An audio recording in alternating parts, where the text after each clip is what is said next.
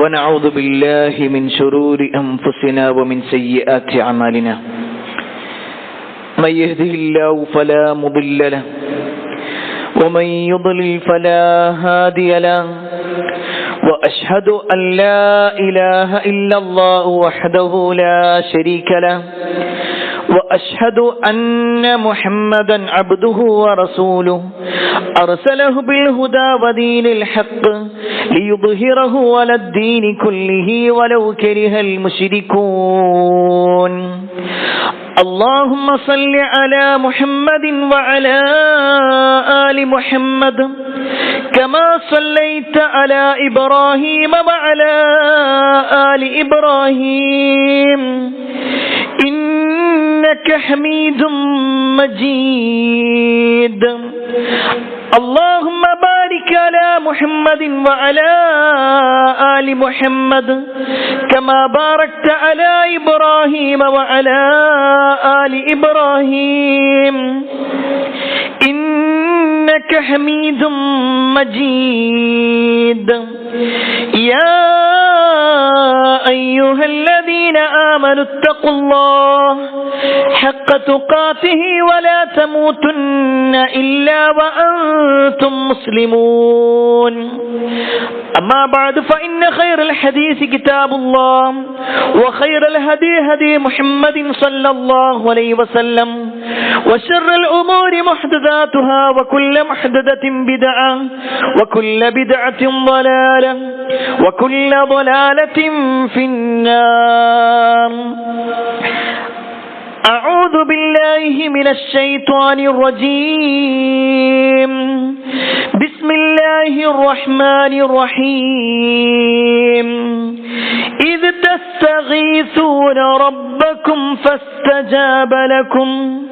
فاستجاب لكم أني ممدكم بألف من الملائكة مردفين. يا أيها الناس أوصيكم وإياي أولا بتقوى الله. ഏറെ സ്നേഹധനീയരായ സത്യവിശ്വാസികളെ, സഹോദരന്മാരെ, സഹോദരിമാരെ, രക്ഷിതാക്കളെ, അള്ളാഹുവിന്റെ വിധിവിലക്കൾ അനുസരിച്ചുകൊണ്ടും പ്രവാചകൻ സല്ലല്ലാഹു അലൈഹി വസല്ലമയുടെ ജീവിതചര്യ പിൻപറ്റിക്കൊണ്ടും ജീവിക്കണമേ എന്ന് ആദ്യമായി എന്നോടും തുടർന്ന് നിങ്ങൾ ഓരോരുത്തരോടും ഉണർത്തുകയാണ്, വസിയ്യത്ത് ചെയ്യുകയാണ്. പരിശുദ്ധ റമദാൻ അതിന്റെ പകുതിയും പിന്നിട്ട് രണ്ടാമത്തെ പകുതിയിലേക്ക്, അല്ലെങ്കിൽ അവസാന പകുതിയിലേക്ക് പ്രവേശിച്ചു. റമദാനിന്റെ പകുതി നമ്മളിൽ നിന്നും വിട പറഞ്ഞിട്ടുണ്ടെങ്കിൽ ഈ ഒരു സമയത്ത് തീർച്ചയായും ഒരു വിശ്വാസി ചില വിലയിരുത്തലുകളിലേക്ക് പോകേണ്ടതുണ്ട്. ഏറെ പോരിശയുള്ള ഓഫറുകളുള്ള, ഓരോ നന്മകൾക്കും 10ഉം 700ഉം അതിലേറെയും പ്രതിഫലം ലഭിക്കുന്ന റമദാൻ, അത് നമ്മുടെ കയ്യിൽ കിട്ടിയിട്ട് അതിന്റെ 15 ദിവസങ്ങൾ കഴിഞ്ഞിട്ട് എവിടെ എത്തി നിൽക്കുന്നു നമ്മൾ? കേവലം നോമ്പിന്റെ വിഷയത്തിലല്ല, നമ്മുടെ ജമാഅത്ത് നമസ്കാരങ്ങളുടെ കാര്യത്തിൽ, ഖുർആൻ പാരായണത്തിന്റെ വിഷയത്തിൽ, സുന്നത്ത് നമസ്കാരങ്ങളുടെ വിഷയത്തിൽ, അദ്കാറുകളുടെയും ദുആഇന്റെയും സ്വലാത്തിന്റെയും വിഷയത്തിൽ എന്തെങ്കിലും ഒന്ന്, കഴിഞ്ഞ റമദാനിൽ ഇല്ലാത്ത ഒന്ന് ഈ റമദാനിൽ ഞാൻ കൂടുതലായിട്ട് ചെയ്തിട്ടുണ്ട്. ഒരുപക്ഷെ ഇത്ര കാലം ഞാൻ ഗൗരവത്തിൽ കാണാതിരുന്ന ഒന്നും ഈ റമദാനിലൂടെ ഞാൻ ഒഴിവാക്കിയിട്ടുണ്ട്. ഇത്ര കാലം ഞാൻ ചെയ്യാതിരുന്ന ഒരു പുണ്യം, അതിന്റെ പോരിശ മനസ്സിലാക്കി ഞാൻ ചെയ്യാൻ തുടങ്ങിയിട്ടുണ്ട്. പ്രിയപ്പെട്ടവരെ, ഇങ്ങനെ ഒരു വാക്ക് നമ്മുടെ മനസ്സുകൊണ്ട് നമുക്ക് പറയാൻ കഴിയുന്നുണ്ടെങ്കിൽ ഈ റമദാൻ കൊണ്ട് നമ്മൾ വിജയിച്ചിട്ടുണ്ട്. അതല്ല എങ്കിൽ ഇനി പകുതി പോലും ഇല്ല നമ്മുടെ മുന്നിൽ. എത്ര ദിവസം നമ്മൾ റമദാനിൽ കഴിച്ചുകൂട്ടിയോ അത്രയും ദിവസം ഇനി നമ്മുടെ മുന്നിലില്ല. അതുകൊണ്ട് തുടങ്ങി വെക്കാത്ത ഏതൊരു നന്മയുണ്ടെങ്കിലും അത് തുടങ്ങാനുള്ള അവസരമാണ്. ചെയ്തുകൊണ്ടിരുന്ന ഏതൊരു തിന്മയും ഇനിയും അവസാനിപ്പിച്ചിട്ടില്ലെങ്കിൽ അത് പൂർണ്ണമായി അവസാനിപ്പിക്കാനുള്ള സമയമാണ്. അള്ളാഹു അനുഗ്രഹിക്കുമാറാവട്ടെ. പ്രിയപ്പെട്ടവരെ, നമ്മളെ സംബന്ധിച്ചിടത്തോളം റമദാനിന്റെ പോരിശകൾ ഒരുപാട് കേട്ടിട്ടുണ്ട്. അതിൽ ഒരു വിശ്വാസിയെ സംബന്ധിച്ചിടത്തോളം ഏറെ ഗൗരവപ്പെട്ട ഒരു കാര്യമാണ്, ഒരു റമദാനിലാണ് മുസ്ലിം ഉമ്മത്തിന്റെ ആവേശവും അഹങ്കാരവുമൊക്കെ ആയിട്ടുള്ള ബദർ യുദ്ധത്തിന്റെ വിഷയം. ഏത് വർഷമാണോ റമദാൻ നോമ്പ് നിർബന്ധമാക്കപ്പെടുന്നത്, അതേ ഹിജറ 2-ാം വർഷമാണ് ബദർ യുദ്ധവും നടക്കുന്നത്. ബദർ എന്ന് പറയുമ്പോൾ അതൊരു പ്രദേശത്തിന്റെ പേരാണ്. ആ പ്രദേശത്ത് നടന്ന ഒരു വമ്പിച്ച യുദ്ധം, ആ യുദ്ധത്തിനെയാണ് ബദർ യുദ്ധം എന്ന് പറയുന്നതെങ്കിൽ, ആ യുദ്ധത്തിൽ പങ്കെടുത്തവരും പങ്കെടുക്കാൻ ആഗ്രഹിച്ചിട്ടും പങ്കെടുക്കാൻ സാധിക്കാതെ നബി സല്ലല്ലാഹു അലൈഹി വസല്ലം ഗനീമത്ത് നൽകിയവരുമൊക്കെയായ ബദരീങ്ങളും. തീർച്ചയായും ഈ രണ്ട് കാര്യത്തെക്കുറിച്ചും ഒരു വിശ്വാസി എന്ന നിലക്ക് നമ്മൾ മനസ്സിലാക്കേണ്ടതുണ്ട്. ഒരു പക്ഷേ ഒന്നിലധികം തവണ ഈ മിമ്പറിൽ വെച്ചുകൊണ്ട് തന്നെ ബദർ യുദ്ധത്തിന്റെ ചരിത്രത്തെക്കുറിച്ച് നമ്മൾ വിശദമായി പറഞ്ഞിട്ടുണ്ട്. വിശുദ്ധ ഖുർആൻ ആ ഒരു യുദ്ധത്തിന് നൽകിയ പേര് യൗമുൽ ഫുർഖാൻ, സത്യവും അസത്യവും വേർതിരിക്കപ്പെട്ട ഒരു ദിവസമാണത്. നന്മയും തിന്മയും വേർതിരിക്കപ്പെട്ട ദിവസമാണത്. വിശുദ്ധ ഖുർആനിലൂടെ അല്ലാഹു പറയാണ്, യൗമൽ ഫുർഖാൻ യൗമൽ തഖൽ ജംആൻ വല്ലാഹു അലാ കുല്ലി ഷൈഇൻ ഖദീർ. ആ ദിവസത്തിനെ കുറിച്ച് പറയുന്നു, സത്യാസത്യ വിവേചനത്തിന്റെ ദിവസത്തിൽ, അഥവാ രണ്ടു സംഘങ്ങൾ ഏറ്റുമുട്ടിയ ആ ഒരു ദിവസം. യൗമൽ തഖൽ ജംആൻ, രണ്ട് സൈന്യങ്ങൾ തമ്മിൽ ഏറ്റുമുട്ടി. ആ ദിവസത്തിൽ സത്യം വിജയിച്ചു, അസത്യം പരാജയപ്പെട്ടു. മുസ്ലിമീങ്ങൾ വിജയിച്ചു. ഇന്ന് ലോകത്ത് മുസ്ലിമീങ്ങൾ ഒന്നിനു പിറകെ ഒന്നായി പ്രശ്നങ്ങളിലാണ്. ആയത്തും ഹദീസും വെച്ച് പറയേണ്ട ആവശ്യമൊന്നുമില്ല. നമ്മൾ കണ്ണ് തുറന്നു നോക്കിയാൽ നമുക്ക് കാണാൻ കഴിയുന്നുണ്ട്. മീഡിയകളിലൂടെ നമ്മൾ വായിക്കുന്നുണ്ട്, പല ചാനലുകളിലും നമ്മൾ കാണുന്നുണ്ട്. മുസ്ലിമീങ്ങൾ അങ്ങേയറ്റം പ്രയാസത്തിലായിക്കൊണ്ടിരിക്കുന്നു. അള്ളാഹു എല്ലാ അർത്ഥത്തിലും വിജയം നൽകുമാറാവട്ടെ. എന്നാൽ പ്രിയപ്പെട്ടവരെ, എങ്ങനെയാണ് മുസ്ലിമീങ്ങൾക്ക് വിജയം നേടാൻ കഴിയുക? എല്ലാവരും ഒന്ന് ഒരുമിച്ചിരുന്നാൽ വിജയം നേടാൻ കഴിയുമോ? എല്ലാവരും പരസ്പരം ആയുധങ്ങൾ കൈമാറിയാൽ വിജയം നേടാൻ കഴിയുമോ? ആയുധങ്ങളുടെ ആധിക്യമോ, ആളുകളുടെ കൂട്ടലോ, അല്ലെങ്കിൽ അവരുടെ സൗകര്യങ്ങളോ ആയിരുന്നോ ബദർ യുദ്ധത്തിൽ മുസ്ലിമീങ്ങൾ വിജയിച്ചത്? എന്തുകൊണ്ടാണ് ബദർ ഒരു പക്ഷേ മറ്റുള്ള യുദ്ധങ്ങളെ പോലെ ഒന്നും നമ്മൾ ചർച്ച ചെയ്യപ്പെടില്ല? അതിനുശേഷം ഉഹുദ് നടന്നിട്ടുണ്ട്, ഖന്തക്ക് നടന്നിട്ടുണ്ട്, ഹുനൈൻ നടന്നിട്ടുണ്ട്, ഖൈബർ നടന്നിട്ടുണ്ട്, അതല്ലാത്തയും എത്രയോ സംഭവങ്ങൾ. പക്ഷെ എന്തുകൊണ്ട് ബദർ? കേവലം 300 ചില്ലാനം വരുന്ന ആളുകൾ 1000-ഓളം വരുന്ന സൈന്യത്തെ നശിപ്പിക്കുക, അവരെ തകർത്ത് കളയുക. അത് ആയുധങ്ങളുടെ കരുത്തുകൊണ്ടല്ല. ഈ 300 ചില്ലാനം വരുന്ന സഹാബത്തിന്റെ അടുക്കൽ വെറും 2 കുതിരകൾ മാത്രം, വെറും 70 ഒട്ടകങ്ങൾ അല്ലെങ്കിൽ 80 ഒട്ടകങ്ങൾ മാത്രം. ഒരു ഒട്ടകത്തിൽ 2-3 ആളുകൾ മാറി മാറി നടന്നിട്ട് 150 കിലോമീറ്റർ യാത്ര പോയത്. മൂർച്ചയില്ലാത്ത വാളുകളും മുനയൊടിഞ്ഞ കുന്തങ്ങളും അതായിരുന്നു അവരുടെ ആയുധം. എന്നിട്ടും മുസ്ലിമീങ്ങൾ വിജയിച്ചു. എന്നെ കൂടുതലുണ്ടായിരുന്ന ശത്രുക്കളെ അള്ളാഹു പരാജയപ്പെടുത്തി. അവിടെയാണ് പ്രിയപ്പെട്ടവരെ നമ്മൾ മനസ്സിലാക്കേണ്ടത്, എന്തുകൊണ്ട് ബദർ യുദ്ധത്തിൽ മുസ്ലിമീങ്ങൾ വിജയിച്ചു. അതിന്റെ കാരണങ്ങൾ നമ്മൾ ഇങ്ങനെ പരിശോധിക്കുമ്പോൾ 8ഓളം കാരണങ്ങൾ പണ്ഡിതന്മാർ എണ്ണുന്നുണ്ട്. ഇന്ന് മുസ്ലിമീങ്ങൾ അനുഭവിക്കുന്ന പ്രശ്നങ്ങൾ എന്തുണ്ടോ ആ പ്രശ്നങ്ങൾക്കെല്ലാം പരിഹാരം ഈ 8 കാരണങ്ങളിലേക്ക് വന്നാൽ മതി.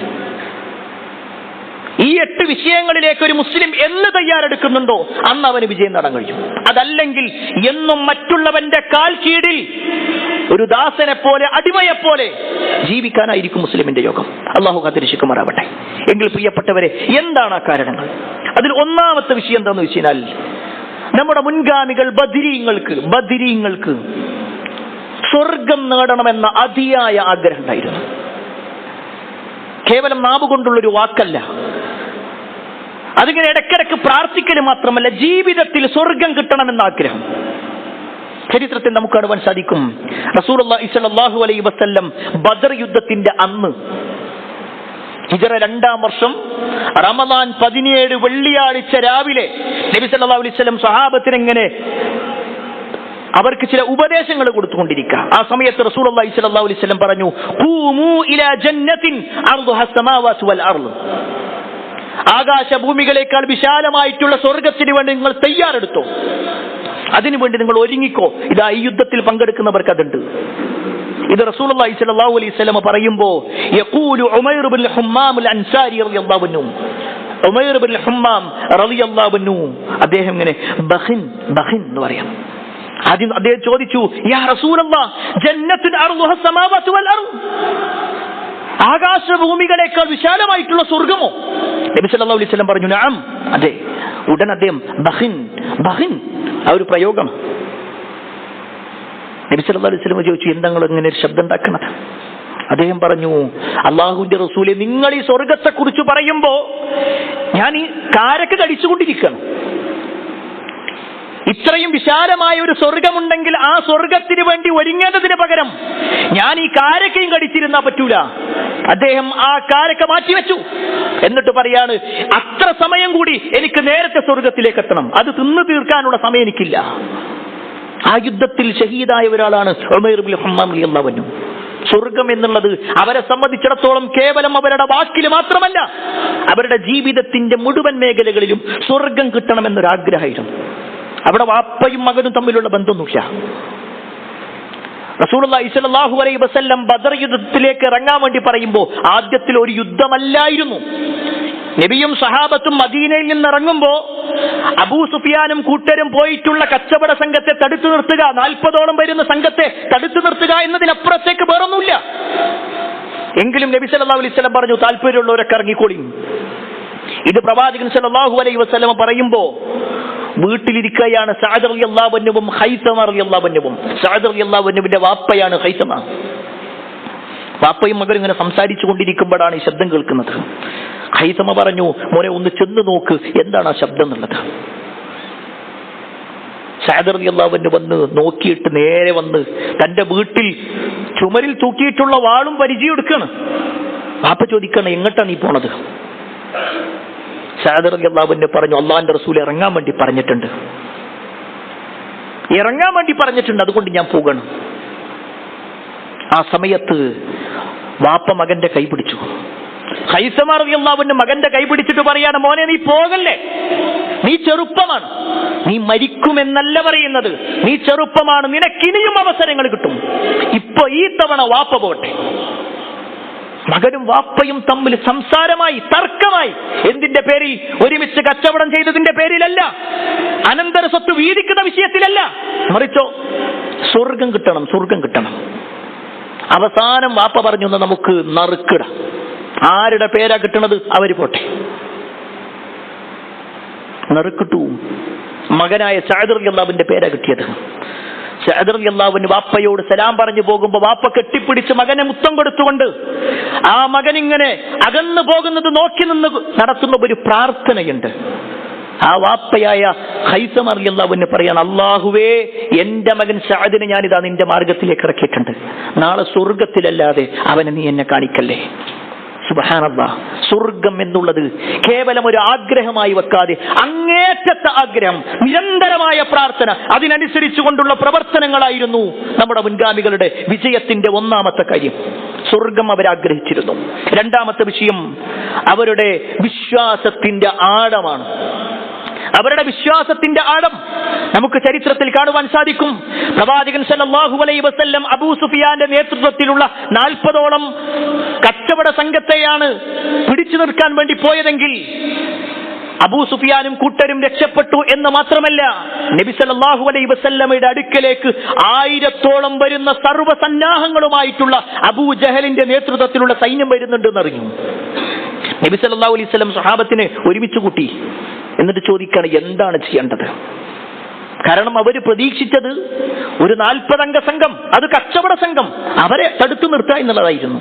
എന്നാൽ അവർ രക്ഷപ്പെട്ടു എന്ന് മാത്രമല്ല, വലിയ ഒരു സർവ്വസന്നാഹങ്ങളുമായി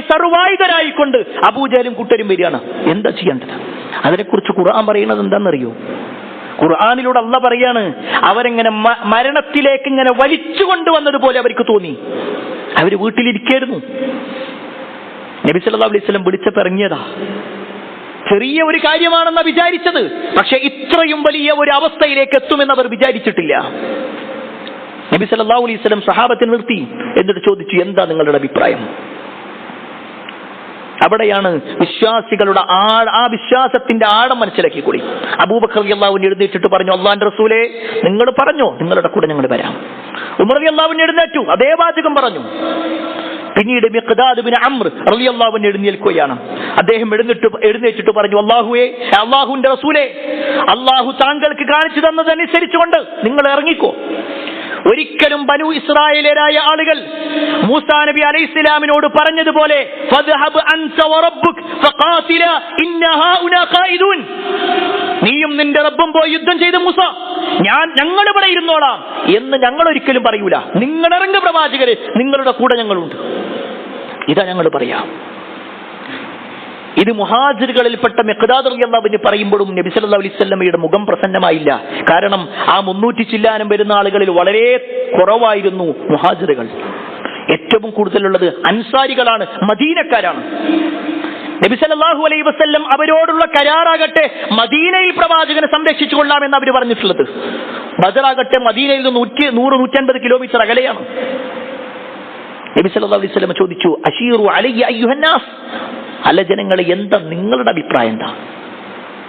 ആ സമയത്ത് അൻസാരികളുടെ കൂട്ടത്തിൽ നിന്നും സഅദ് ഇബ്നു മുആദ് റളിയല്ലാഹു അൻഹു ചോദിച്ചു, അല്ലാഹുവിന്റെ റസൂലേ, നിങ്ങൾ ഞങ്ങളോടാണോ ചോദിക്കുന്നത്?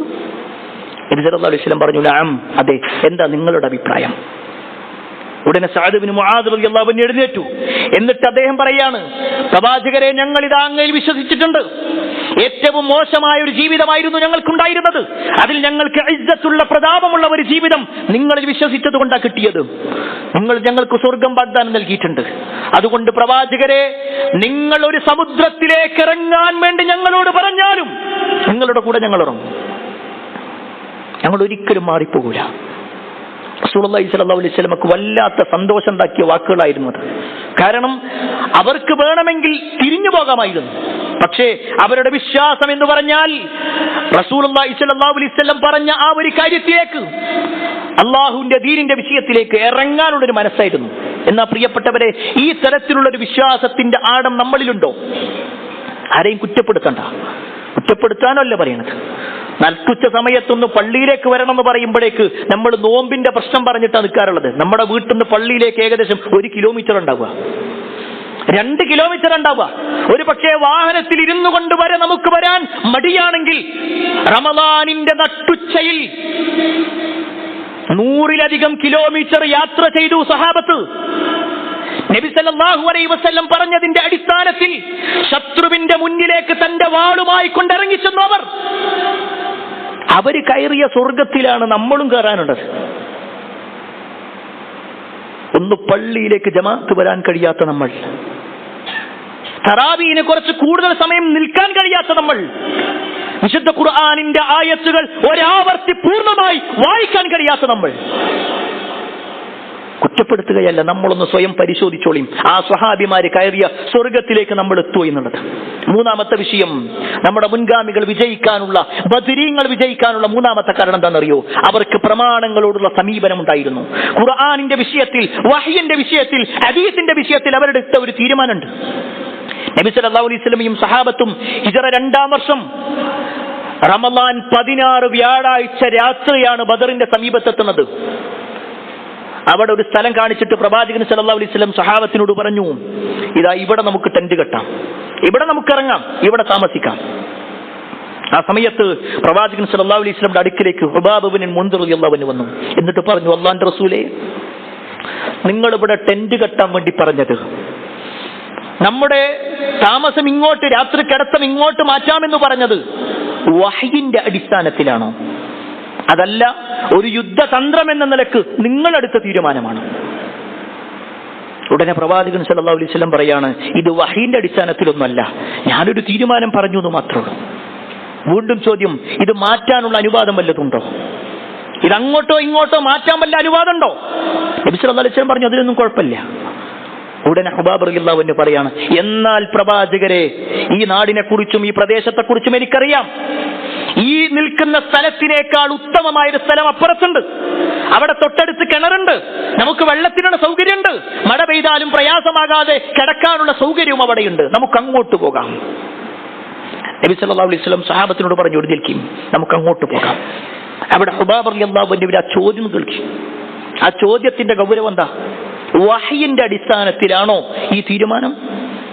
വഹയിന്റെ അടിസ്ഥാനത്തിലാണെങ്കിൽ പിന്നെ എനിക്കൊന്നും പറയാനില്ല. പിന്നെ അല്ലാഹ് പറഞ്ഞതാണ്, റസൂലുള്ളാഹി സ്വല്ലല്ലാഹു അലൈഹി വസല്ലം തീരുമാനിച്ചതാണ്, അതിനപ്പുറത്തേക്ക് ഞാനൊന്നും പറയൂല. കാരണം വിശ്വാസി സമിഅനാ വഅതഅനാ, ഞാൻ കേട്ടു, ഞാൻ അനുസരിച്ചു എന്ന് പറയുന്നവരാണ്. എന്നാൽ പ്രവാചകൻ സല്ലല്ലാഹു അലൈഹി വസല്ലം ഒരു യുദ്ധതന്ത്രം എന്ന നിലയ്ക്ക് പ്രവാചകന്റെ അഭിപ്രായം ചെയ്തു, അതിൽ നിന്ന് വേണമെങ്കിൽ മാറ്റം വരുത്താം. അതാണ് ചോദ്യം.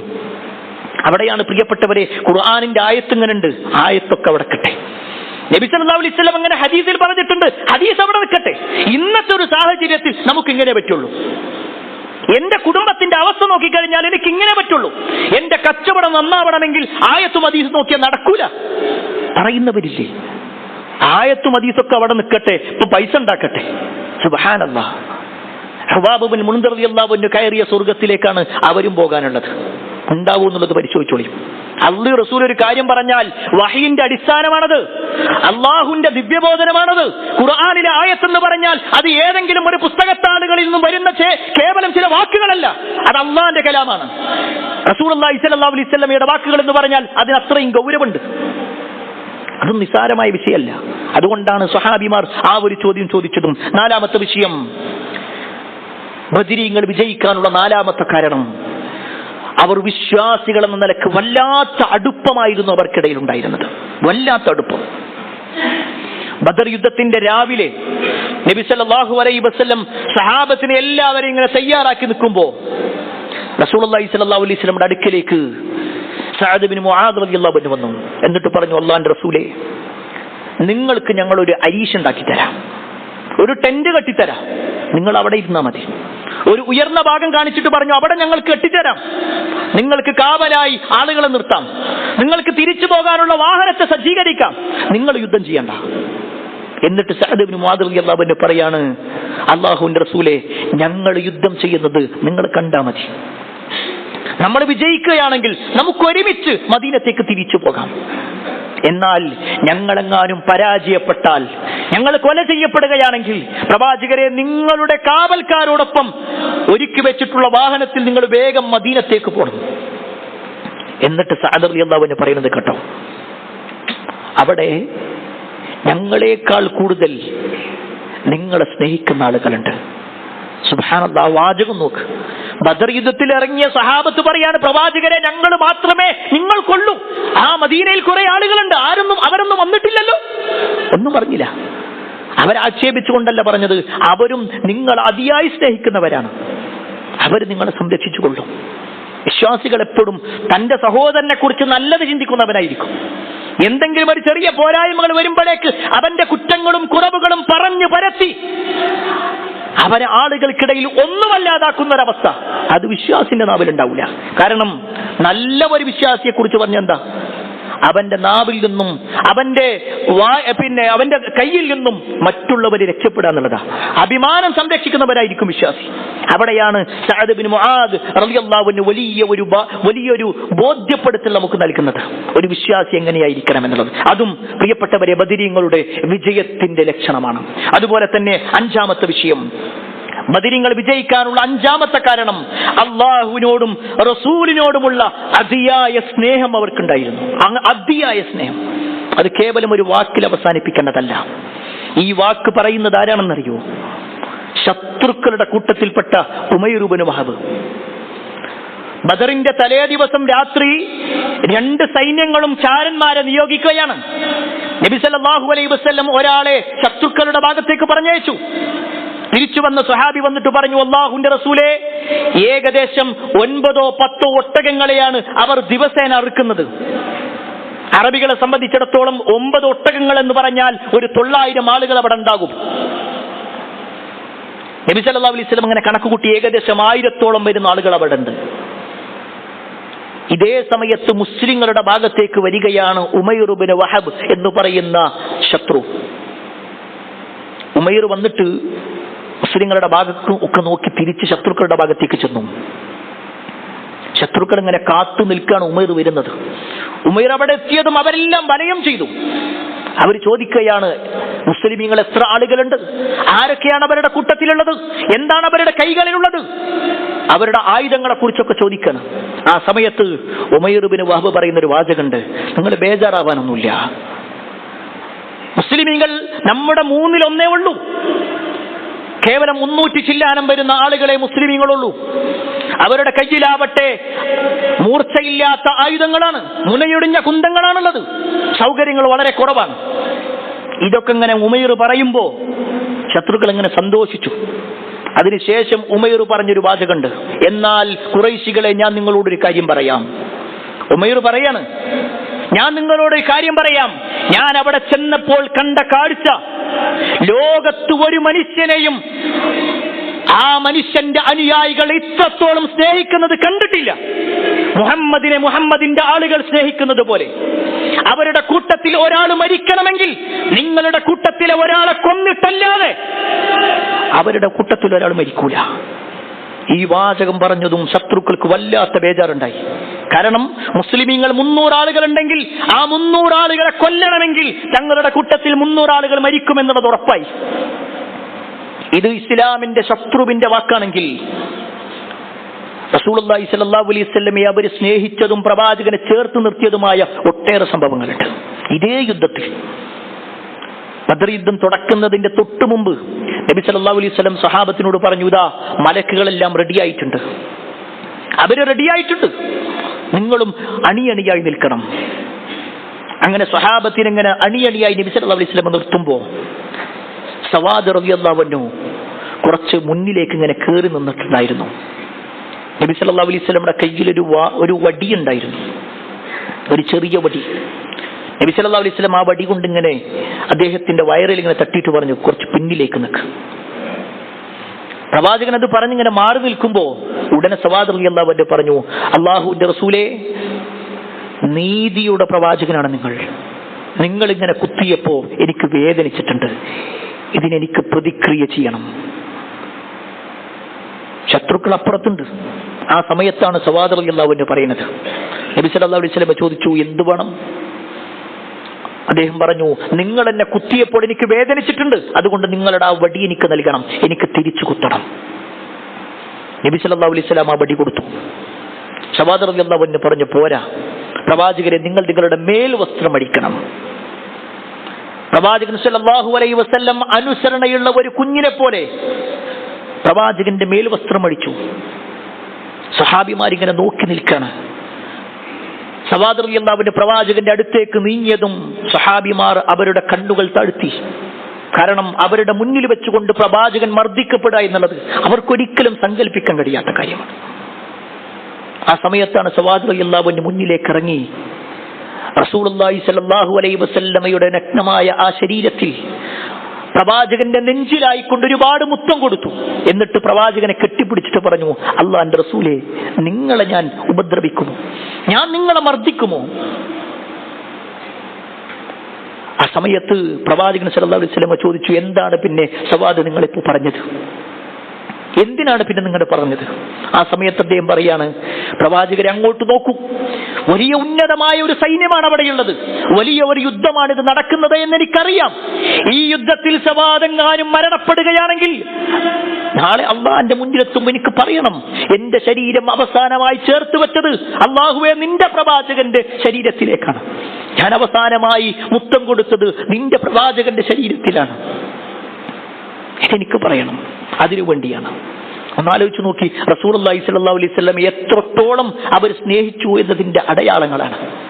നബി സല്ലല്ലാഹു അലൈഹി വസല്ലമയെ അതിയായി സ്നേഹിക്കുക എങ്കിൽ പ്രിയപ്പെട്ടവരെ, ആ സ്നേഹമാണ് അവർക്ക് വിജയം നേടിയെടുക്കാനുള്ള ഒരു കാരണമായതെങ്കിൽ, ആറാമത്തെ വിഷയം, അവർക്ക് ഈ ദീനിനോടും അങ്ങേയറ്റത്തെ ഇഷ്ടമായിരുന്നു. ബദരീങ്ങൾ എന്തുകൊണ്ട് ബദർ യുദ്ധത്തിൽ വിജയിച്ചു എന്നതിന്റെ ഏറ്റവും പ്രധാനപ്പെട്ട കാര്യം ഹുബ്ബുദ്ദീൻ, ദീനിനോട് വല്ലാത്ത ഇഷ്ടമായിരുന്നു അവർക്ക്. ആ ദീനിന്റെ ഇഷ്ടത്തിൽ അവർ വേറൊന്നും വിചാരിച്ചിട്ടില്ല. ബദർ യുദ്ധം തുടങ്ങുന്ന സമയം ആദ്യത്തിൽ ദ്വന്ദ്വ യുദ്ധമായിരുന്നു. ശത്രുക്കളുടെ ഭാഗത്തു നിന്ന് 3 ആളുകൾ ഇറങ്ങി. ഉത്ബയും ഷൈബയും വലീദും 3 പേരും മക്കയിലെ പ്രമാണിമാരാണ്. അങ്ങേയറ്റം റസൂലുള്ളാഹി സ്വല്ലല്ലാഹു അലൈഹി വസല്ലമയും സഹാബത്തിനെയും ഉപദ്രവിച്ചവരാണ്. ആ 3 പേരും ഇറങ്ങി നബി സല്ലല്ലാഹു അലൈഹി വസല്ലമയോട് പറഞ്ഞു, മുഹമ്മദ് നിന്റെ കൂട്ടത്തിലുള്ള ആളുകളെ പറഞ്ഞയക്ക്. ആ സമയത്ത് സഹാബിമാരുടെ കൂട്ടത്തിൽ അബ്ദുല്ലാഹ് ഇബ്നു റവാഹ അടക്കമുള്ള 3 അൻസാരികളായ സഹാബിമാരിറക്കി. ഉടനെ ഇവര് വിളിച്ചു പറയാണ്, ശത്രുക്കൾ വിളിച്ചു പറയാണ്, അൻസാരികളെ, നിങ്ങളും നമ്മളും തമ്മിൽ എന്താ പ്രശ്നം? നിങ്ങളുമായിട്ട് ഞങ്ങൾക്കൊരു പ്രശ്നമില്ല. ഞങ്ങൾക്ക് വേണ്ടത് ഞങ്ങളുടെ നാട്ടിൽ നിന്നും കുടുംബങ്ങളെ ഭിന്നിപ്പിച്ചുകൊണ്ട് പോയ ആളുകളെയാണ്. ഞങ്ങളുടെ നാട്ടിൽ പ്രശ്നങ്ങൾ ഉണ്ടാക്കിയവരാണ്. അതുകൊണ്ട് മുഹമ്മദ് നിന്റെ രക്തത്തിലുള്ള ആളുകളെ നീ പറഞ്ഞയക്കും. ഇത് കേട്ടതും അബ്ദുല്ലാഹ് ഇബ്നു റവാഹ അടക്കമുള്ള ആളുകളെ പ്രവാചകൻ തിരിച്ചു വിളിച്ചു. എന്നിട്ട് പ്രവാചകൻ വിളിക്കുകയാണ്, ഖും യാ ഹംസ യാ അലി യാ ഉബൈദ. 3 പേരും പ്രവാചകന്റെ രക്തമാണ്. ഹംസ റളിയല്ലാഹു അൻഹു പ്രവാചകന്റെ സ്വന്തം എളാപ്പയാണ്, ഹംസത്ത് ഇബ്നു അബ്ദുൽ മുത്തലിബ്. അലി റളിയല്ലാഹു അൻഹു ആകട്ടെ എളാപ്പാന്റെ മകനാണ്, അലി ഇബ്നു അബി ത്വാലിബ്. 3ാമത്തെ ഉബൈദയാവട്ടെ ഉബൈദത്ത് ഇബ്നുൽ ഹാരിസ് പ്രവാചകന്റെ മൂത്താപ്പാന്റെ മകനാണ്. 3 പേരും പ്രവാചകനോട് വല്ലാത്ത ബന്ധമുള്ളവർ. ആ 3 പേരുമാണ് ഇറക്കുന്നത്. അതിൽ 1-ാം ഘട്ടം മുസ്ലിമീങ്ങൾ വിജയിക്കുകയും ചെയ്തു. നമ്മളൊന്ന് ആലോചിച്ച് നോക്ക്, ശത്രുവിന്റെ മുന്നിലേക്ക് ഇറങ്ങാൻ, അവന്റെ വാൾത്തലപ്പിലേക്ക് നീങ്ങാൻ വേണ്ടി പറഞ്ഞപ്പോ ഒരു മടിയും കൂടാതെ എന്റെ ദീനിന്റെ കാര്യത്തിൽ പ്രവാചകൻ എന്നോട് പറഞ്ഞോ, ഇതിനപ്പുറത്തേക്ക് എനിക്ക് വേണ്ട, ഇറങ്ങണം അവിടെ. വേറെ എനിക്ക് ഇന്നല്ലാത്ത വേറൊരാളെ വിളിക്കും ഇല്ല. പ്രിയപ്പെട്ടവരെ, നമ്മളോട് ദ്വന്ദ്വയുദ്ധത്തിന് വേണ്ടി പറഞ്ഞിട്ടില്ല, ഒരു മിസൈൽ ആക്രമണത്തിന് വേണ്ടി പറഞ്ഞിട്ടില്ല. ഇസ്ലാമിന്റെ ആശയം പഠിച്ച നിങ്ങൾ ഖുർആനിന്റെ ഒരായത്തുമായിക്കൊണ്ട് തൊട്ടടുത്തുള്ള വീട്ടിലേക്ക് ഖുർആനിന്റെ പരിഭാഷയുമായിട്ടൊന്ന് പോകൂ എന്ന് പറഞ്ഞാൽ അതിന് സന്നദ്ധരാണോ നമ്മൾ? ഒരു ലഘുലേഖ, ഖുർആനിന്റെ ആയത്തുള്ള ഒരു ലഘുലേഖ, അത് മറ്റൊരാൾക്ക് കൊടുത്തിട്ട് ഇസ്ലാമിനൊന്ന് പരിചയപ്പെടുത്തണമെന്ന് പറഞ്ഞാൽ നമ്മൾ എത്ര ആളുകൾ റെഡിയാകും? ദഅവത്ത് നടത്തേണ്ടത് നമ്മുടെ ബാധ്യതയല്ലേ? നമ്മളോട് ഇറങ്ങാൻ വേണ്ടി പറഞ്ഞോ ദ്വന്ദ്വയുദ്ധത്തിന്? നമ്മളോട് ഇറങ്ങാൻ വേണ്ടി പറഞ്ഞോ സായുധമായ സമരത്തിന്? എന്നാൽ ഖുർആൻ കൊണ്ടുള്ള ഒരു ജിഹാദുണ്ട്, ദീന് കൊണ്ടുള്ള ഒരു ജിഹാദുണ്ട്. എത്ര ആളുകൾ അതിന് സന്നദ്ധമാകുന്നുണ്ട്? പലപ്പോഴും ഓരോ കാരണങ്ങൾ പറഞ്ഞുകൊണ്ട് ഒഴിവാകുന്ന അവസ്ഥയാണ് നമുക്ക് കാണാൻ കഴിയുക. എന്നാൽ വിശ്വാസികളെ സംബന്ധിച്ചിടത്തോളം അവർക്ക് അവരുടെ മക്കളെക്കാൾ, കുടുംബക്കാരെക്കാൾ എല്ലാ അർത്ഥത്തിലും ദീനിനോടായിരുന്നു സ്നേഹം. ഈ ബദർ യുദ്ധത്തിൽ അബൂബക്കർ റളിയല്ലാഹു അൻഹു മുസ്ലിങ്ങളുടെ ഭാഗത്തായിരുന്നെങ്കിൽ അദ്ദേഹത്തിന്റെ മകൻ അബ്ദുറഹ്മാൻ ഇബ്നു അബീ ബക്കർ ശത്രുക്കളുടെ ഭാഗത്താണ്. കാലങ്ങൾക്ക് ശേഷം ഈ മകൻ ഇസ്ലാം സ്വീകരിക്കുന്നുണ്ട്. എന്നിട്ട് പറയാണ്, വാപ്പ, അന്ന് ഞാൻ നിങ്ങളെ കാണരുതെന്ന് വിചാരിച്ചിരുന്നേ, നിങ്ങളെ കാണുമ്പോൾ ഞാൻ ഇങ്ങനെ മാറി നടക്കായിരുന്നു ബദർ യുദ്ധത്തിന്റെ സമയത്ത്, നിങ്ങളോട് യുദ്ധം ചെയ്യണ്ടേന്ന് വിചാരിച്ചിട്ട്. ഇത് അബ്ദുറഹ്മാൻ റളിയല്ലാഹു അൻഹു പറയുമ്പോ അദ്ദേഹത്തിന്റെ ആ ഒരു ജാഹിലിയത്തിലെ അല്ലെങ്കിൽ മക്കാ മുശ്രിക്കായി നിൽക്കുന്ന സമയത്തുള്ള അവസ്ഥ പറഞ്ഞപ്പോ അബൂബക്കർ റളിയല്ലാഹു അൻഹു മകന്റെ കൈ പിടിച്ചിട്ട് പറയാണ്, മോനെ, അന്ന് ബദറിന്റെ അന്ന് ഞാൻ നിന്നെ തെരഞ്ഞു നടക്കായിരുന്നു, ഞാൻ നിന്നെയാണ് അന്വേഷിച്ചിരുന്നത്. അന്ന് നീ എങ്ങാനും എന്റെ മുന്നിലുണ്ടായിരുന്നെങ്കിൽ മറ്റൊന്നും നോക്കാതെ നിന്റെ തല ഞാൻ അറുക്കുമായിരുന്നു. സുബ്ഹാനല്ലാഹ്. സ്വന്തം മക്കളെക്കാൾ, വാപ്പയേക്കാൾ, കുടുംബക്കാരെക്കാൾ ദീനിനോടാ ഇഷ്ടം. അല്ല പറഞ്ഞാൽ അതിനപ്പുറത്തേക്ക് വേറില്ല. നബി സല്ലല്ലാഹു അലൈഹി വസല്ലം പറഞ്ഞാൽ അതിനപ്പുറത്തേക്ക് വേറില്ല. അതാണ് വിശ്വാസി. സമിഅനാ വഅതഅനാ. മുസ്ലിം എന്ന വാക്കിന്റെ അർത്ഥം കൂടി അതാണ്, കീഴൊതുങ്ങിയവൻ. അല്ല എന്ത് പറഞ്ഞാലും അതിലേക്ക് കീഴൊതുങ്ങുമ്പോൾ മാത്രമാണ് ഒരാൾ മുസ്ലിമാക്കുക. പ്രിയപ്പെട്ടവരെ, ഈ പറഞ്ഞതൊക്കെ ബദരീങ്ങളുടെ വിജയത്തിന്റെ കാരണങ്ങളായിരുന്നുവെങ്കിൽ ഈ കാരണങ്ങൾ ഓരോന്നും നമ്മുടെ ജീവിതത്തിൽ കൂടി നമ്മൾ കൊണ്ടുപോകുക. അല്ലാഹു സുബ്ഹാനഹു വ തആല അത്തരത്തിലുള്ള ആളുകളിൽ നമ്മെ ഏവരെയും ഉൾപ്പെടുത്തുമാറാവട്ടെ.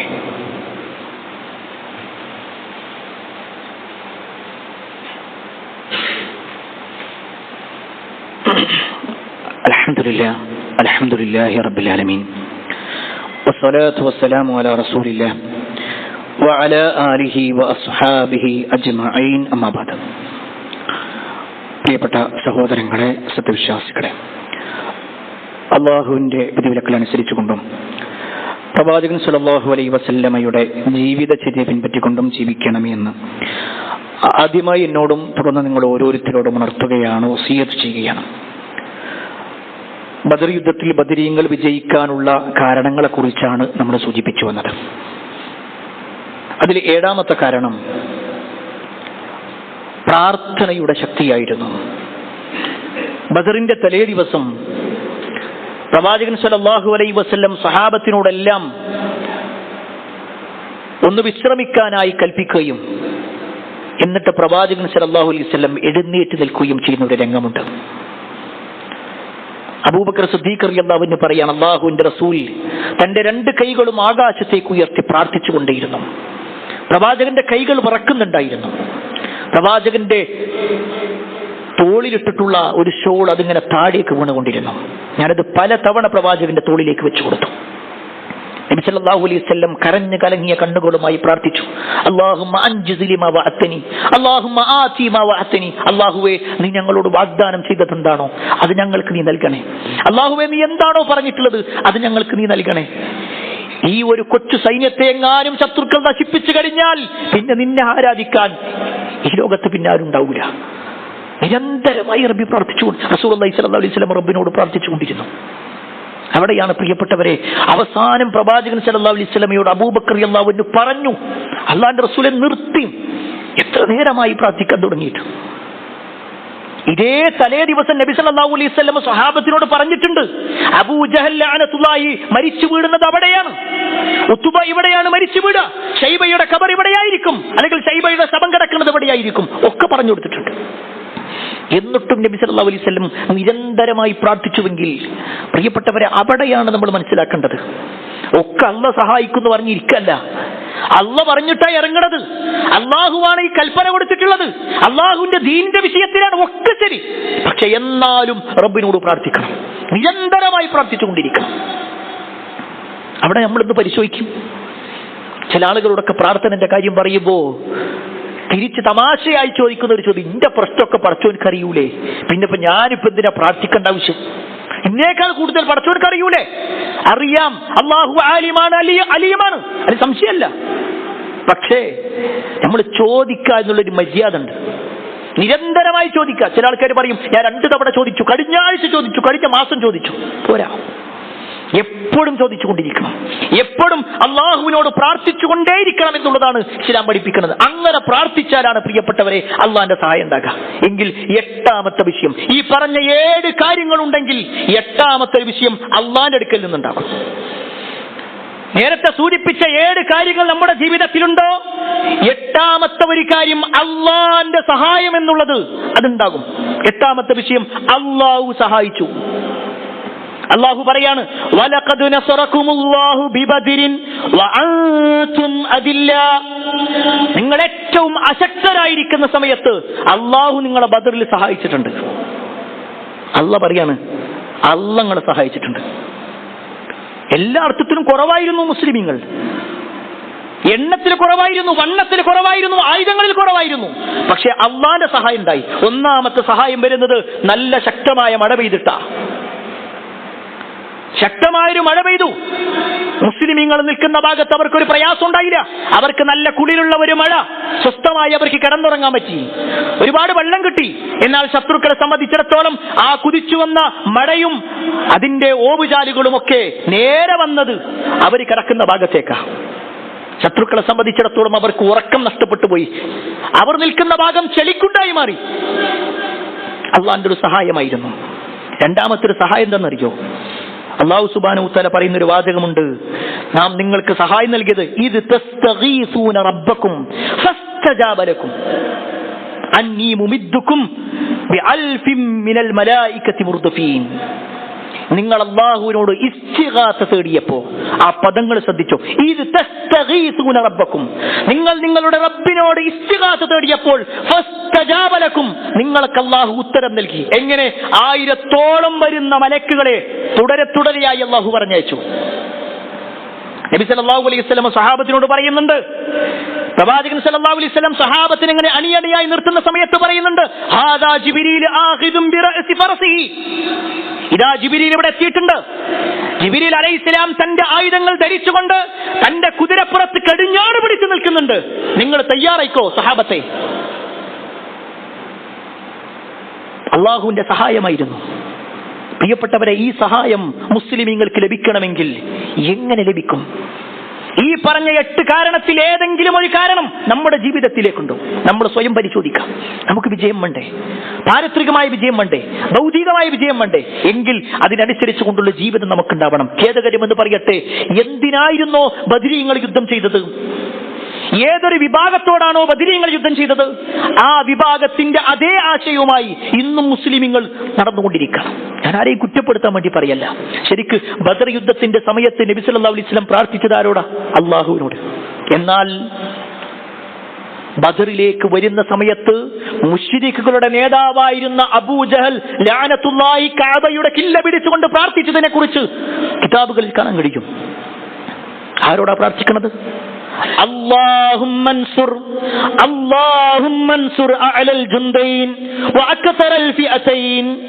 ആരോടാ പ്രാർത്ഥിച്ചേ? അല്ലാഹുവേ. അവിടെയാണ് നമ്മൾ മനസ്സിലാക്കേണ്ടത്, ബദർ യുദ്ധം നടന്നത് ഏതെങ്കിലും രാഷ്ട്രീയപരമായ തർക്കത്തിന്റെ പേരിലല്ല, അതിർത്തി തർക്കത്തിന്റെ പേരിലല്ല, സാമ്പത്തികമായ ക്രമക്കേടിന്റെ പേരിലല്ല, വ്യക്തിപരമായ വിദ്വേഷത്തിന്റെ പേരിലല്ല. മറിച്ച് ഒരു വിഭാഗം പറഞ്ഞു അല്ലാഹനെ മാത്രമേ വിളിച്ച് പ്രാർത്ഥിക്കാൻ പാടുള്ളൂ, എന്നാൽ മറ്റേ വിഭാഗമോ അല്ലാഹനെയും വിളിക്കുക, മറ്റുള്ളവരെയും വിളിക്കുക. ഇതെന്റെ വാക്കല്ല. അവർ അല്ലാഹുവിനെ അറിഞ്ഞവരായിരുന്നു മുശ്രിക്കുകൾ. ഏറ്റവും എളുപ്പത്തിൽ നമുക്ക് മനസ്സിലാക്കാൻ വേണ്ടി പറഞ്ഞുതരാം. നബി സല്ലല്ലാഹു അലൈഹി വസല്ലമയുടെ ഉപ്പാന്റെ പേരെന്താ? അബ്ദുള്ള. നമുക്ക് എല്ലാവർക്കും അറിയാം. എന്താണ് അബ്ദുള്ള എന്ന വാക്കിന്റെ അർത്ഥം? എന്താ? അള്ളാന്റെ അടിമ. നബി സല്ലല്ലാഹു അലൈഹി വസല്ലമക്ക് 40ാമത്തെ വയസ്സിലാണ് നുബുവത്ത് കിട്ടുന്നത്. 40ാമത്തെ വയസ്സിലാണ് നബി സല്ലല്ലാഹു അലൈഹി വസല്ലം പ്രവാചകനാകുന്നത്. 40 കഴിഞ്ഞിട്ടാണോ നബി സല്ലല്ലാഹു അലൈഹി വസല്ലം തന്റെ വാപ്പാക്ക് പേരിടുന്നത്? അല്ല. നബി സല്ലല്ലാഹു അലൈഹി വസല്ലം ജനിക്കുന്നതിന് മുമ്പേ വാപ്പ മരണപ്പെട്ടിട്ടുണ്ട്. എങ്കിൽ നബിന്റെ വാപ്പക്ക് അബ്ദുള്ള, അള്ളാന്റെ അടിമ എന്ന പേര് വല്ലിപ്പയായ അബ്ദുൽ മുത്തലിബ് ഇടണമെങ്കിൽ അള്ളാഹിനെ കുറിച്ച് അറിയണ്ടേ? അള്ളാഹിനെ കുറിച്ച് അറിയുന്നത് കൊണ്ടല്ലേ ആ പേരിടുന്നത്. ഇനി അള്ളാഹ് വിശുദ്ധ ഖുർആനിലൂടെ പറഞ്ഞു, പ്രവാചകരെ നിങ്ങൾ അവരോട് ചോദിക്കും, വലഇൻ സഅൽതഹും മൻ ഖലഖസ് സമാവാതി വൽ അർദ് വസഖറസ് ശംസ വൽ ഖമർ സയഖൂലുന്നല്ലാഹ്. ആരാണ് ആകാശഭൂമികൾ സൃഷ്ടിച്ചത്, സൂര്യചന്ദ്രന്മാരെ വിധാനിച്ചത് ആരാണെന്ന് ആ മുശ്രിക്കുകളോട് ചോദിച്ചാൽ അവർ പറയും സയഖൂലുനല്ലാഹ്. അത് അവർ പറയുക തന്നെ ചെയ്യും, അല്ലാഹുവാണ്. ലയഖൂലുന്നല്ലാഹ്, അവർ പറയുക തന്നെ ചെയ്യുന്ന അല്ലാഹുവാണ്. പിന്നെന്താ പ്രശ്നം? നബി സല്ലല്ലാഹു അലൈഹി വസല്ലം പറഞ്ഞു അല്ലാഹനെ മാത്രമേ വിളിക്കാൻ പറ്റുള്ളൂ. അവർ പറഞ്ഞു അല്ലാഹനെ വിളിക്കാൻ, മറ്റുള്ളവരെ വിളിക്കാം. എന്നിട്ട് അവർ അതിന് കുറെ കാരണങ്ങൾ കണ്ടെത്തി. അവർ പറഞ്ഞു മാ നഅബുദുഹും ഇല്ലാ ലിയുഖദിബൂന ഇലല്ലാഹി സുൽഫ. അല്ലാഹുവിലേക്ക് അടുപ്പിക്കാൻ വേണ്ടിയിട്ടാണ് ഞങ്ങൾ ഇവരൊക്കെ വിളിക്കുന്നത്. ഹൗലായി ശുഫാഉന ഇൻദല്ലാഹ്. ഞങ്ങളെ വിളിച്ച് പ്രാർത്ഥിക്കുന്നവരൊക്കെ അല്ലാഹുവിന്റെ അടുക്കൽ ഞങ്ങൾക്കുള്ള ശുപാർശകരാണ്. ഖുർആനിന്റെ ആയത്തായി പറയുന്നത്, ഖുർആനിന്റെ ആയത്തിലുള്ളതാ. അവർ പറയുന്ന വാദങ്ങളാണ് പറയുന്നത്. അള്ളാഹുവിലേക്ക് അടുപ്പിക്കാൻ വേണ്ടിയിട്ടാണ്, അള്ളാഹിന്റെ അടുക്കൽ ഞങ്ങൾക്കുള്ള ശുപാർശകരാണ്, അതുകൊണ്ടാണ് ഞങ്ങൾ ഇവരെ വിളിക്കുന്നത്. എന്നാൽ പ്രിയപ്പെട്ടവരെ, അതേ കാര്യമല്ലേ ഇന്ന് മുസ്ലിം ഉമ്മത്തിൽ പല ആളുകളും പറയുന്നത്? ഈ ബദറിന്റെ വിഷയം മാത്രം എടുക്കും. ഇനി നമ്മുടെ മുന്നിൽ ഇന്ന് രാത്രി മുതൽ പല പള്ളികളിലും പ്രത്യേകമായ ആരാധനാക്രമങ്ങളുണ്ട് ബദറുമായി ബന്ധപ്പെട്ടുകൊണ്ട്. ചില പള്ളികളൊക്കെ അടച്ചുകൊണ്ട് തന്നെ വേറെ പ്രത്യേകമായ പള്ളികളിലേക്ക് ആളുകളെ വിളിച്ചുകൂട്ടി 313 പത്തിരിയുമായി അല്ലെങ്കിൽ 313 ദിക്റുകൾ എന്ന് പറഞ്ഞുകൊണ്ട് എന്തെല്ലാം ഓരോ തവണയും ഓരോരോ പുതിയ കാര്യങ്ങളെ കൊണ്ടുവരുന്നത്. എന്നിട്ട് പറയുന്നത് എന്താ? ഇത് ബദരീങ്ങളെ സ്നേഹിക്കാൻ വേണ്ടിയിട്ടാ, ബദരീങ്ങളെ സ്നേഹിക്കാൻ വേണ്ടിയിട്ടാ. അങ്ങനെ ഒരു സ്നേഹം റസൂലുള്ളാഹി സ്വല്ലല്ലാഹു അലൈഹി വസല്ലം പഠിപ്പിച്ചു. പ്രിയപ്പെട്ടവരെ, ഏറ്റവും എളുപ്പത്തിൽ മനസ്സിലാക്കാൻ വേണ്ടി പറയാം. ഹിജ്റ 2ാം വർഷമാണ് ബദർ യുദ്ധം നടക്കുന്നത്. ഹിജ്റ 2ാം വർഷം. ഹിജ്റ 3, 4, 5, 6, 7, 8, 9, 10. ഹിജ്റ 11 നബി സല്ലല്ലാഹു അലൈഹി വസല്ലം വഫാത്താകുന്നത്. ഇതിനിടയിൽ എന്തായാലും ഒരു 8 റമദാനെങ്കിലും കഴിഞ്ഞു പോകില്ലേ? ഇതിലേതെങ്കിലും ഒരു റമദാനിൽ, ഒരു റമദാൻ 17ന്റെ സമയത്ത് നബി സല്ലല്ലാഹു അലൈഹി വസല്ലം സ്വഹാബത്തിനെ വിളിച്ചു കൂട്ടുകൊണ്ട് പറയാണ്, അബൂബക്കർ, ഉമർ എല്ലാവരും പേര്, നമ്മൾ കഴിഞ്ഞ 2 കൊല്ലം മുമ്പല്ലേ ബദർ നടന്നത്, അതിനെക്കുറിച്ച് നമുക്ക് നല്ല കാര്യങ്ങളൊക്കെ സംസാരിക്കാം, നമുക്ക് അങ്ങനെ എന്തെങ്കിലുമൊക്കെ ഒന്ന് ഭക്ഷണം കൊടുക്കുക. ഉസ്മാൻ ഇബ്നു അഫ്ഫാൻ റളിയല്ലാഹു അൻഹു വിളിച്ചിട്ട് പറയാണ്, കുറച്ച് കാരക്കയുമായിട്ട് വരും, നമ്മളെല്ലാവരും കൂടി ഇരുന്ന് തിന്നുക. ചെയ്തിട്ടുണ്ടോ? നിങ്ങൾ എവിടെയെങ്കിലും കേട്ടിട്ടുണ്ടോ അങ്ങനെ നബി ചെയ്തു എന്ന് പറയുന്നത്? ഇല്ലെങ്കിൽ പ്രിയപ്പെട്ടവരെ, അതെങ്ങനെ ദീനായി മാറും? നബി സല്ലല്ലാഹു അലൈഹി വസല്ലം ചെയ്തിട്ടില്ല, ശരി, എന്ന സ്വഹാബത്ത് ചെയ്തിട്ടുണ്ടോ? സ്വഹാബിമാരുടെ കൂട്ടത്തിൽ ഏറ്റവും സ്ഥാനമുള്ളവരാണല്ലോ അബൂബക്കർ, ഉമർ, ഉസ്മാൻ, അലി റളിയല്ലാഹു അൻഹും അജ്മഈൻ. അവർ ഭരണം നടത്തി 29.5 കൊല്ലക്കാലം. അതിലെന്തായാലും ഒരു 25-ലധികം റമദാൻ കഴിഞ്ഞു പോകില്ലേ? അവരാരെങ്കിലും നടത്തിയോ? അവരും നടത്തിയിട്ടില്ല. സ്വഹാബത്തിൽ ആർക്കെങ്കിലും പരിചയമുണ്ടോ? അവർക്കും പരിചയമല്ല. വേണ്ട, നമ്മുടെ നാട്ടിൽ ഏറ്റവും കൂടുതൽ ആളുകളുണ്ട് എന്ന് അവകാശപ്പെടുന്നത് മദ്ഹബ് നോക്കിക്കഴിഞ്ഞാൽ ഷാഫി മദ്ഹബിലാണല്ലോ. ആ ഇമാം ഷാഫി റഹ്മത്തുള്ളാഹി അലൈഹി ബദർ മൗലിദ് നടത്തിയിട്ടുണ്ടോ? ബദർ മാല ചൊല്ലിയിട്ടുണ്ടോ? അന്ന് വല്ല പരിപാടിയും നടത്തിയിട്ടുണ്ടോ? ഒന്നുമില്ല. അവരാരും ചെയ്തിട്ടില്ല. എങ്കിൽ അവരാരും ചെയ്യാത്തൊരു കാര്യം അത് തെറ്റാണെന്ന് പറയുമ്പോൾ നിങ്ങളെ ബിദഅയാണ്, നിങ്ങൾ പുത്തൻവാദിയാണ്, നിങ്ങൾ പ്രശ്നക്കാരനാണ്, നിങ്ങൾ ജൂതന്റെ ആളാണ്. സുബ്ഹാനല്ലാഹ്, എന്താ ഈ പറയുന്നത്? ദീനിലില്ലാത്ത കാര്യം ചെയ്യരുതെന്ന് പറയുമ്പോൾ അപ്പോഴേക്ക് ജൂതനാക്കുക. ഇവിടെയാണ് പ്രിയപ്പെട്ടവരെ നമ്മൾ ദീന് മനസ്സിലാക്കണം. ആരെയും കുറ്റപ്പെടുത്താൻ വേണ്ടിയിട്ടില്ല. ഈ ബദർ മൗലിദുകളിലൊക്കെ പറഞ്ഞു എവിടെ എത്തിയിട്ടുണ്ട് എന്നുള്ളത് കൂടി നമ്മളൊന്ന് മനസ്സിലാക്കണം. ഇവര് ചൊല്ലുന്ന വരികൾ ചില ഭാഗങ്ങളൊന്ന് നോക്കിക്കോ. ഒരൊറ്റ വാചകം ഓർമ്മപ്പെടുത്താം. യാമൻ ബിഹി ഹല്ലർ രദ വമൻ ബിഹം മിൻ നകിദ ഖുൽ നാദിയ മുസ്തൻജിദ യാ അഹ്ല ബദരി ശുഹദ. ആ വാക്കിന്റെ അർത്ഥം എന്താണെന്നറിയോ? ആ വാചകങ്ങൾ ഓരോന്നോരോന്നായിട്ട് പറഞ്ഞുതരാം. യാമൻ ബിഹി ഹല്ലർ രദ, കനത്ത വിപത്തുകളോ നാശമോ വന്നെത്തിയവനെ, വമൻ ബിഹം മിൻ നകിദ, കടുത്ത ദുഃഖം കാരണം കഷ്ടപ്പാടിലായവനെ, ഖുൽ, നീ വിളിച്ചോ, നീ പറഞ്ഞോ, നാദിയൻ മുസ്തൻജിദ, നീ സഹായം തേടിക്കൊണ്ട് വിളിച്ചു പറയുക, യാ അഹ്ലി ബദർ ശുഹദാ, ബദറിൽ ശുഹദാക്കളായിട്ടുള്ളവരെ എന്റെ പ്രശ്നങ്ങൾ പരിഹരിച്ചു തരണേ. ബദറിൽ ശുഹദാക്കൾ ആരൊക്കെയാ? ഒന്ന് നബി സല്ലല്ലാഹു അലൈഹി വസല്ലം, അബൂബക്കർ റളിയല്ലാഹു അൻഹു, അവരൊക്കെയാണ് ഇതിൽ പങ്കെടുത്ത ആളുകൾ. അവരോടാ പറയുന്നത് ഞങ്ങളെ പ്രശ്നങ്ങൾ പരിഹരിച്ചു തരണേന്ന്. എങ്കിൽ ആ ബദറിൽ പങ്കെടുത്ത ആളാണ് ഉമർ ഇബ്നുൽ ഖത്താബ് റളിയല്ലാഹു അൻഹു. സുബ്ഹ് നമസ്കാരത്തിന് വേണ്ടി പള്ളിയുടെ മീറാബിൽ നിൽക്കുമ്പോഴാണ് ശത്രു വന്നുകൊണ്ട് ഉമർ റളിയല്ലാഹു അൻഹുവിനെ കുത്തിപ്പരിക്കേൽപ്പിക്കുന്നത്. അലി റളിയല്ലാഹു അൻഹു സുബ്ഹ് നമസ്കാരത്തിന് വരുന്ന സമയത്താണ് ശത്രു അദ്ദേഹത്തെ കൊലപ്പെടുത്തിയത്. അവരൊക്കെ ബദരീങ്ങളല്ലേ? അവരോടാണോ നമ്മുടെ പ്രശ്നങ്ങൾ പരിഹരിച്ചു തരാൻ വേണ്ടി പറയുന്നത്? രോഗം മാറ്റാൻ വേണ്ടി പറയുന്നവരുണ്ടല്ലോ ബദരീങ്ങളോട്. എങ്കിൽ ആ ബദരീങ്ങളിൽപ്പെട്ട ആളാണ് അബൂ ഉബൈദത്തുൽ ജറാഹ് റളിയല്ലാഹു അൻഹു. പ്ലേഗ് പിടിപെട്ടിട്ട് അബൂ ഉബൈദ റളിയല്ലാഹു അൻഹു മരണപ്പെടുന്നത്. അദ്ദേഹം ബദറിൽ പങ്കെടുത്തു എന്ന് മാത്രമല്ല, സ്വന്തം പിതാവിന്റെ തലയെറുത്ത ആളാ. അദ്ദേഹത്തിന്റെ ഈമാനിന് അളക്കണോ നമുക്ക്? അദ്ദേഹത്തിന്റെ വിശ്വാസത്തിന് കുറവുണ്ടോ? വീട് കുറവുണ്ടോ? എന്നാൽ അദ്ദേഹം പ്ലേഗ് പിടിപെട്ടിട്ട് മരിക്കണേ. അവിടെയാണ് വീടാൻ പോകുമ്പോഴേക്ക് ബദരീങ്ങളെ വിളിക്കുന്നവർ. മക്കൾക്കൊരു പ്രയാസം ഉണ്ടാകുമ്പോൾ ബദരീങ്ങളെ വിളിക്കുന്നവർ. പ്രിയപ്പെട്ടവരെ, ദീനല്ലത്, അത് ദീനല്ല, അത് ശിർക്കൻ വിശ്വാസമാണ്. ബദരീങ്ങളോട് പ്രാർത്ഥിക്കാനല്ല ഇസ്ലാം പറഞ്ഞിട്ടുള്ളത്. ബദരീങ്ങൾ ആരോട് പ്രാർത്ഥിച്ചോ ആ റബ്ബിനോട് പ്രാർത്ഥിച്ചു. ഈ പറഞ്ഞതിന്റെ അർത്ഥം ബദരീങ്ങൾ മോശക്കാരാണെന്നല്ല. ഈ ഉമ്മത്തിൽ ഏറ്റവും ഉന്നതർ നബി സല്ലല്ലാഹു അലൈഹി വസല്ലം പറഞ്ഞതാണ്. അത് ബദരീങ്ങളാണ്, ബദറിൽ പങ്കെടുത്ത ആളുകളാണ്, അത് സംശയമല്ല.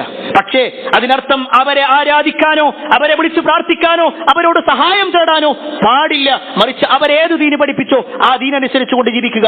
അല്ലാഹു സുബ്ഹാനഹു വ തആല അത്തരത്തിൽ ദീനനുസരിച്ചുകൊണ്ട് ജീവിക്കുന്ന ആളുകളിൽ നമ്മെ ഏവരെയും ഉൾപ്പെടുത്തുമാറാവട്ടെ. ഒരുപാട് ആളുകൾ ദീനിനെ തെറ്റായ രൂപത്തിൽ മനസ്സിലാക്കിയിട്ടുണ്ട്. ആ തെറ്റ് തിരുത്തിക്കൊണ്ട് യഥാർത്ഥ ദീനനുസരിച്ച് ജീവിക്കാനുള്ള തൗഫീക്ക് അല്ലാഹു എല്ലാവർക്കും നൽകുമാറാവട്ടെ. ഒരുപാട് ആളുകൾ പ്രാർത്ഥന കൊണ്ട് വസിയത്ത് നൽകിയിട്ടുണ്ട്. എല്ലാവരുടെയും പ്രാർത്ഥന അല്ലാഹു സ്വീകരിക്കുമാറാവട്ടെ. യഥാർത്ഥ ദീനനുസരിച്ച് ജീവിക്കാനുള്ള തൗഫീക്ക് അല്ലാഹു നൽകുമാറാവട്ടെ.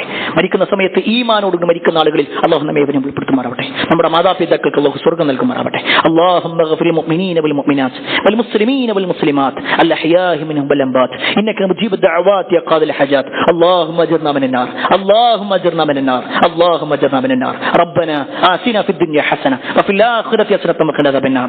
آمين آمين برحمتك يا أرحم الراحمين والحمد لله رب العالمين.